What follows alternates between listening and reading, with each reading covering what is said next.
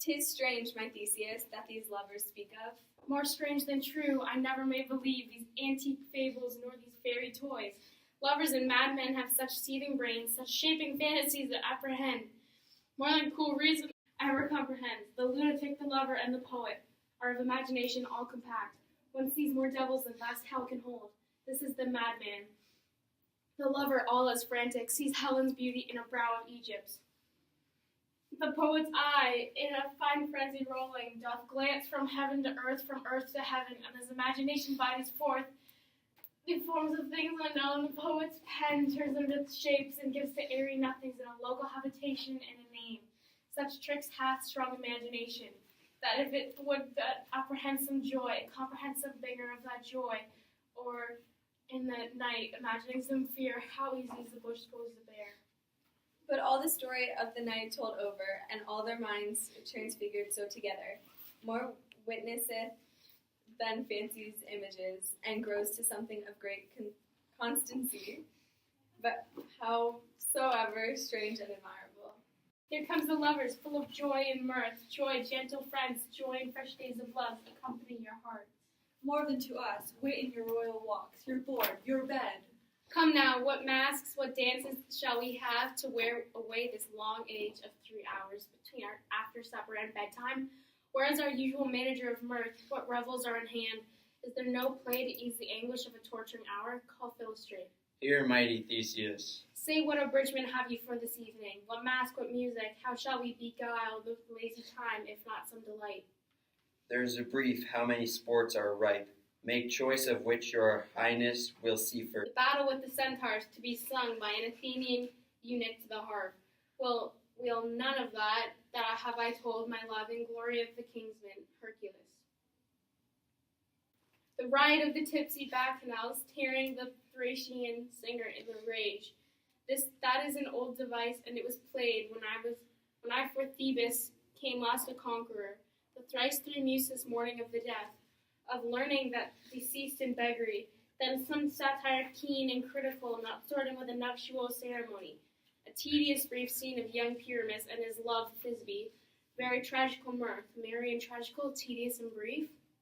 That is hot ice and wondrous strange snow. How shall we find the concord of this discord? I play there is, my lord, some 10 words long, which is as brief as I know a play. But by 10 words, my lord, it is too long, which makes it tedious. For in all the play there is not one word apart. One player fitted, and tragical, my noble lord, it is. For Pyramus Therian doth kill himself, which when I saw rehearsed, I must confess, made mine eyes water, but more merry tears, the passion of loud laughter never shed. Hard-handed men that work in Athens there, which never labored in their minds till now, and now told their unbreathed memories, which this same play against your nuptial. And we will hear it. No, my noble lord, it is for you. I have heard it over, and it is nothing in the world unless you can find sport in their intents, extremely stretched and conned with cruel pain, to do you service. I will hear that play, for never anything can be amiss, when simpleness and duty tender it. Go bring them in and take your place, ladies. I love not to see wretchedness overchanged, and duty in his service perishing. Why, gentle sweet, you shall see no such thing. He says they can do nothing in this kind. The kind are we to give them thanks for nothing. Our sport shall be to take what they mistake, and what poor duty cannot do, noble respect takes it in might, not merit.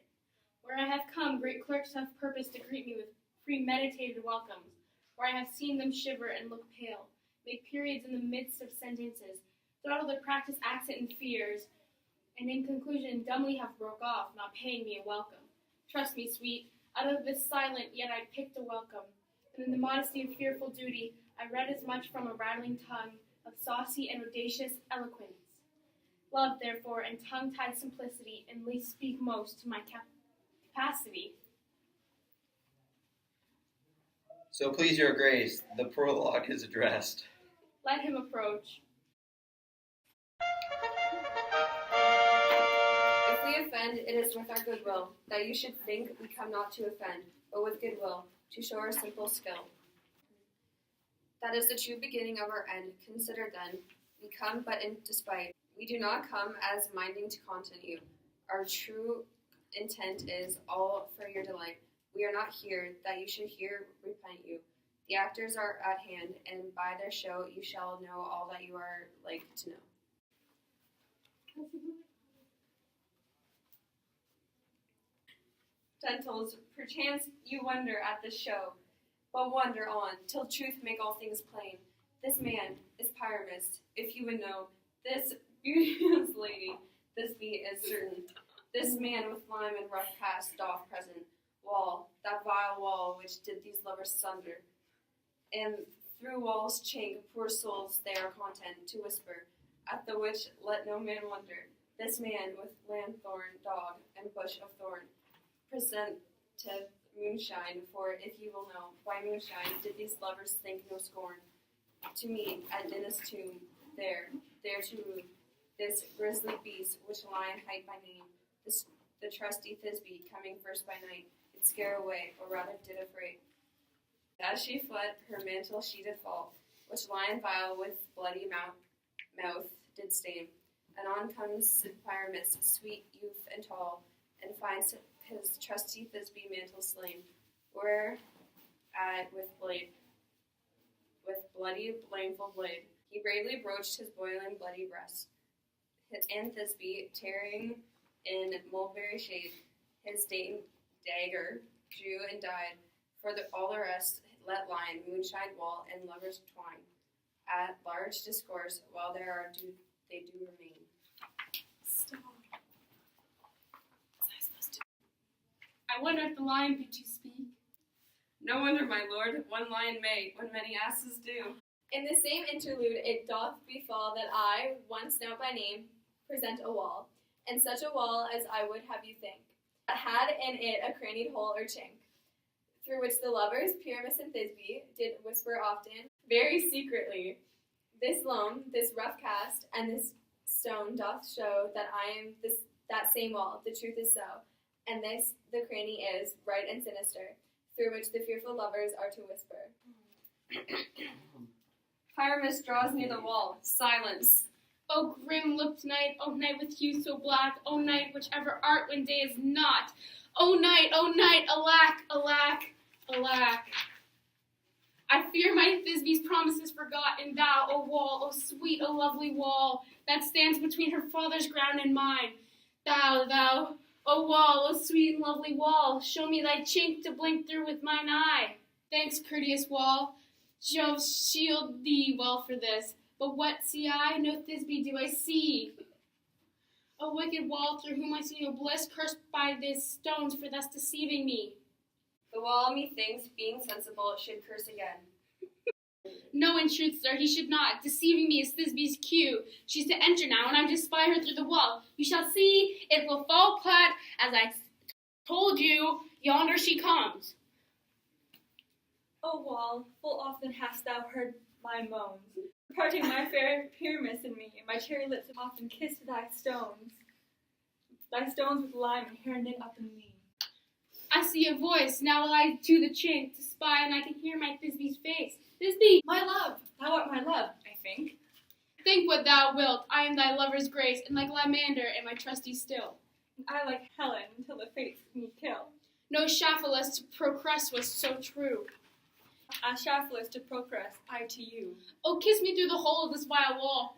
I kiss the wall's whole, but not your lips at all. Wilt thou at Ninny's tomb meet me straightway? Tide life, tide death, I come without delay. Thus have I, wall, my part discharged so, and being done, thus wall away doth go. Now is the mural down between the two neighbors. No remedy, my lord, when walls are so willful to hear without warning. This is the silliest stuff that I have ever heard. The best in this kind are but shadows, and the worst is no worse, if imagination amend them. It must be your imagination then, and not theirs. If we imagine no worse of them than they of themselves, they may pass for excellent men. Here comes your noble beeson, a man and a lion.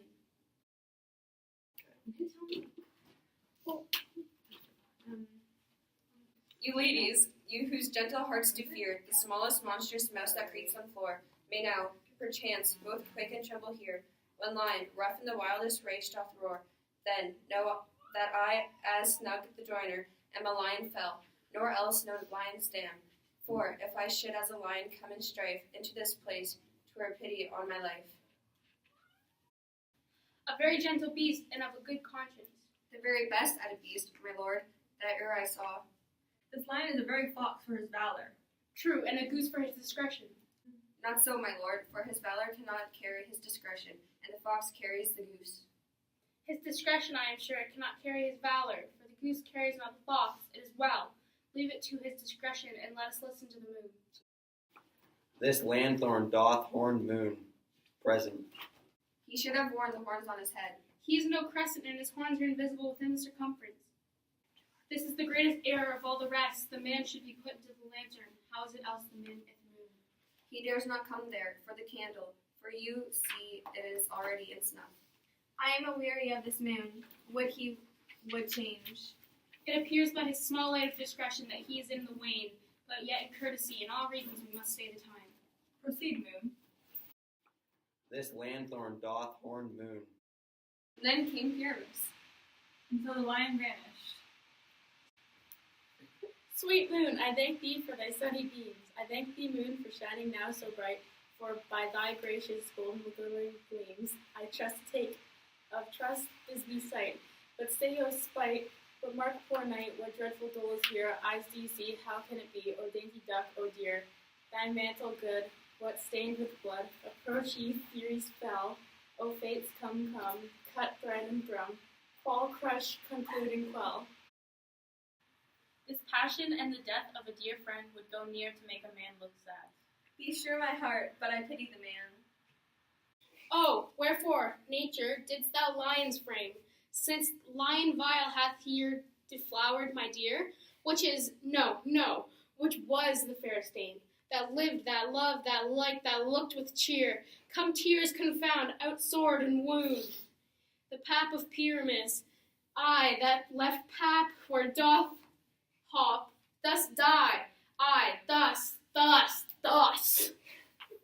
Now I am dead, now am I fled, my soul is in the sky, tongue, lose thy light, moon take thy flight, now die. No die, but an ace for him, for he is but one. Less than an ace, man, for he is dead. He is nothing. With the help of a surgeon, he might yet recover and yet prove an ass. How chance moonshine is gone before Thisbe comes back and finds her lover. She will find him by starlight. Here she comes, and her passion ends the play. Methinks she should not use a long one for such a Pyramus. I hope she will be brief. A mote will turn the balance, which Pyramus, which Thisbe is the better. He for a man, God warrant us. She for a woman, God bless us. She hath spied him already with those sweet eyes. And thus she means fidelicet. Asleep, my love? What, dead, my dove? O Pyramus, arise! Speak! Quite dumb?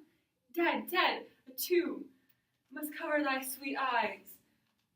These lily lips, this cherry nose, these yellow calf-lipped cheeks are gone.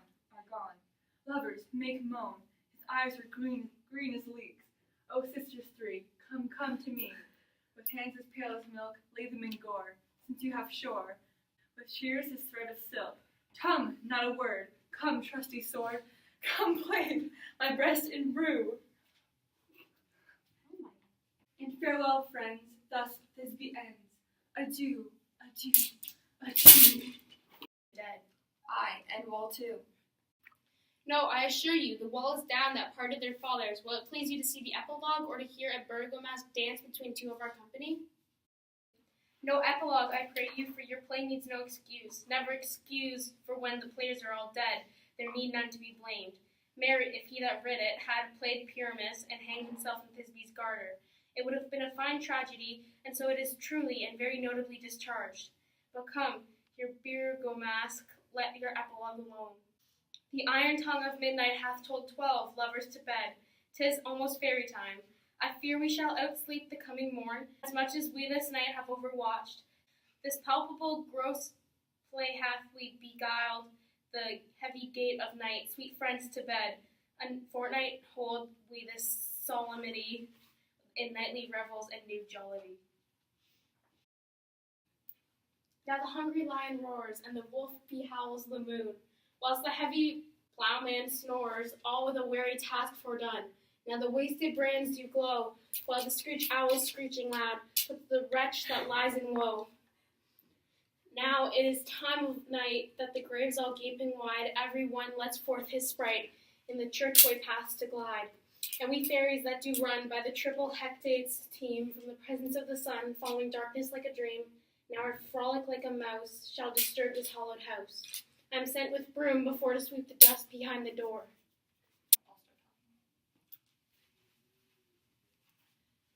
Through the house give glimmering light, by the dead and drowsy fire, every elf and fairy sprite hop as light as bird from briar.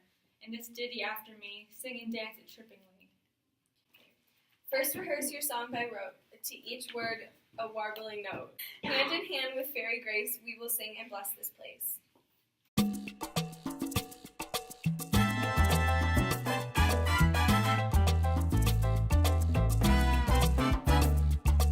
Now until the break of day, through this house each fairy stray, to the best bride bed will we, which by us shall blessed be, and the issue there create, ever shall be fortunate, so shall all the couples three, ever true and loving be. And the blots of nature's hand shall not in their issue stand, never mole, hairlip, nor scar, nor marked prodigies such as are, despised in nativity, shall upon their children be. With this field do consecrate, every fairy take his gate, and each several chamber bless, through this palace which with sweet peace, and the owner of it be blessed. All safety rest, trip away, make no stay, meet me all by birthday. If we shadows have offended, think but this, and all is mended, that you have but slumbered here, while these visions did appear. And this weak and idle theme, no more yielding but a dream. Gentles do not reprehend. If you pardon me, we will mend. And as I am an honest puck, if we have unearned luck, not escape the serpent's tongue, we will make amends ere long. Else the puck a liar call. So good night unto you all. Give me your hands if we be friends, and Robin shall restore amends.